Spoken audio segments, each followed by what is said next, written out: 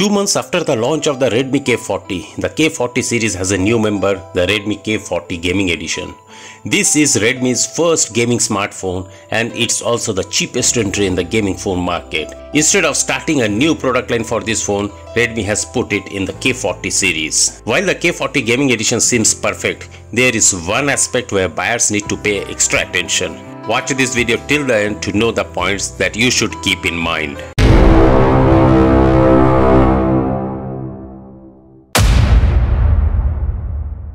Redmi emphasizes that this K40 Gaming Edition focuses on solving the three major pain points of gaming phones: thick, heavy and flashy.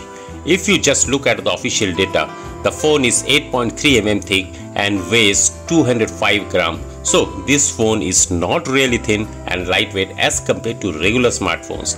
But when you compare it with other gaming phones, it is indeed lighter and thinner. This time the frame is made of metal and the back panel is made of glass, so it's not using plastic to reduce weight, and the quality is better than K40 and Realme GT Neo.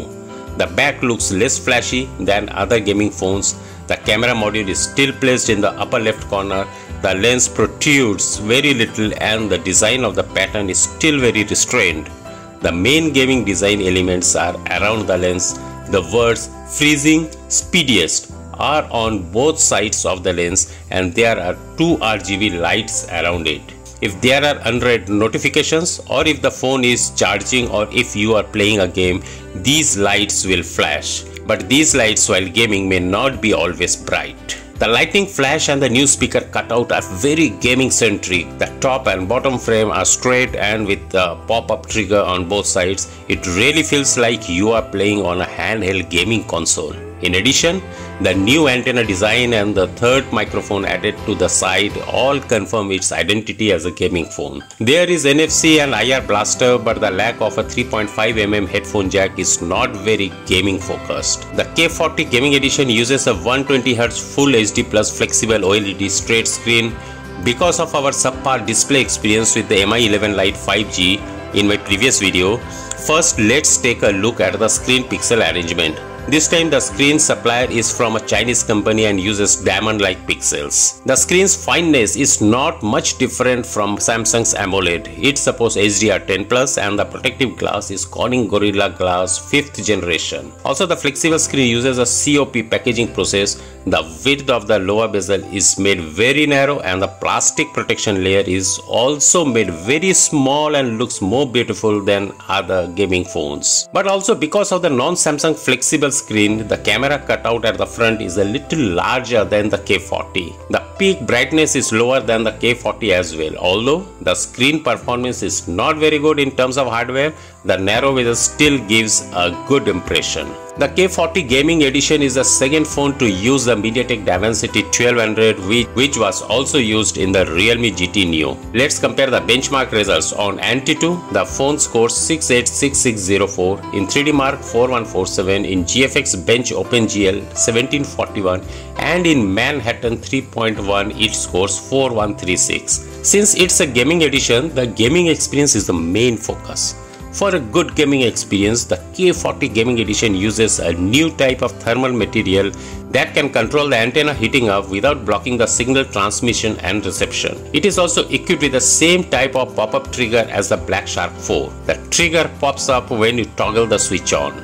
The sound and feel of the switch can be really addictive because it is a physical trigger. It feels more comfortable than other triggers that are pressed through vibration feedback. The feedback is more direct while the latency is lower. However, the current system version does not allow the trigger to be customized for shortcuts. So right now the trigger can only be turned on to start the game space. When you play PUBG like Realme GT Neo, it does not support the HDR graphics extreme frame rate option. But with smooth graphics, you can turn on 90 frame per second frame rate. K40 Gaming Edition can run at a near full frame rate in this setting. The same light load game COD Mobile is also available in full frame. This time Redmi and MiHoYo have worked together to optimize Genshin impact, but the actual results don't look very different from the Realme GT Neo. The average is 50.99 frame per second. The phone has slightly less lag than the Realme GT Neo, but there is still a performance gap with the G40. Redmi does not have a frame rate limit for bridge range averaging a 41.56 frames per second.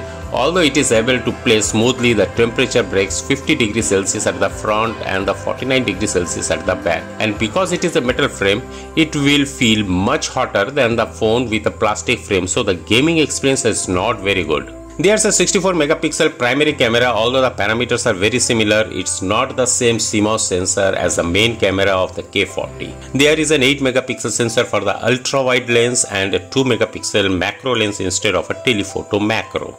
Although it is actually said that the photo quality of the game phone is not good, the K40 Gaming Edition uses optical glass in the phone lens for the first time. This means it features a 1 glass plus 5 plastic lens set. It can improve the quality of the picture, but the actual effect seems less obvious. The colors in the main camera are vibrant and brighter. The white balance is also much closer to what the eye sees than the K40. The dynamic range is also higher and the daytime performance is excellent. At night, when there are more lights, the auto mode performs basically the same as during the day. However, lens flare issue is more serious, occupying a very large part of the picture. And the lens flare effect, wherein you will see a small circle inside a large one in the samples, could be caused by the glass piece in the lens set. The performance of the night mode is not so good and the dynamic range and exposure have been reduced as well. But if you feel the images are a bit dark, or if you want to improve the photos exposure and dynamic range, you will have to decide whether to use the night mode according to the situation. As for the ultra-wide camera during the daytime, unlike the K40 which had a greenish tint in its wide-angle samples, the Gaming Edition's ultra-wide shooter is much more normal. But the automatic HDR activation probability is low, so you often need to manually enable HDR. The control of highlights at night is very poor, often overexpressed at the lights, but it returns to normal after turning on the night mode. The other parts are the same as the main camera. The macro lens is just an ordinary macro lens, so don't expect much from it. The video performance is impressive and the stabilization on this phone is very good compared to the last Dimensity 1200 phone. The main camera supports 4K 30 frames per second with very high usability. The ultra wide angle supports up to 1080 pixel 30 frames per second, which should be no problem for extended shooting time. This time the box design is mecha style, and it contains the charger and charging cable. The charger and charging cable are now yellow and black instead of the usual white, and it's a little smaller than the Mi 11 Ultra charger.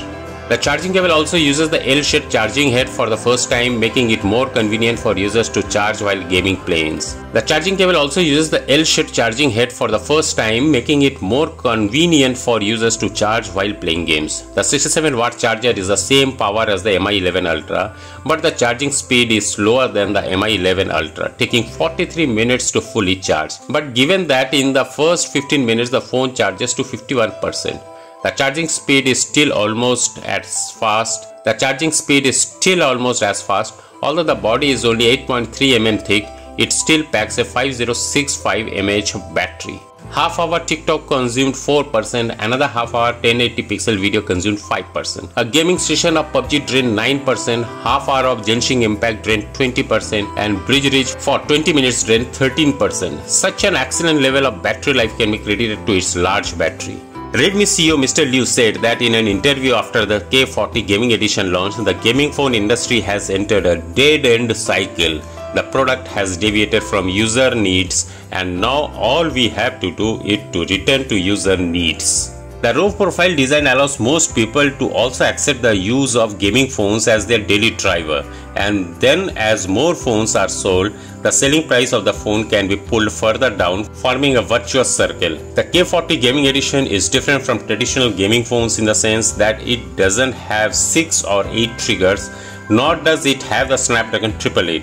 But what it has is a cheaper price, more restrained appearance, and better feeling physical triggers have made it possible for the K40 Gaming Edition to offer a good gaming experience without the traditional gaming phone features. It should have sold well internationally too, but it has prevented from doing so for one reason: it can't install GMS, which means it doesn't support all Google related apps. So users who don't live in China must be aware of this problem. I hope Xiaomi will update the system to support GMS or launch a global version of K40 Gaming Edition. We are eager to hear your thoughts about this. Feel free to share it with us in comment section below. I am Suviranjan and we will see you next time. Thanks for watching my video. Stay safe, stay secure. Sign off.